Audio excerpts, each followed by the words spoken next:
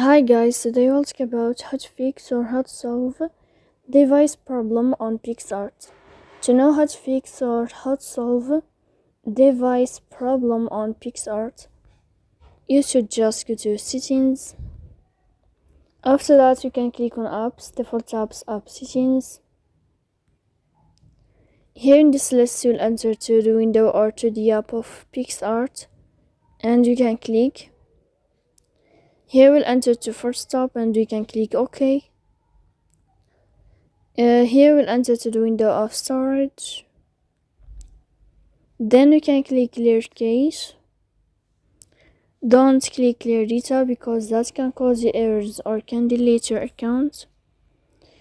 In the end, you can turn off your Wi-Fi and you can wait a moment to turn on your Wi-Fi again. So please don't forget to support us by like and subscribe. See you next time in another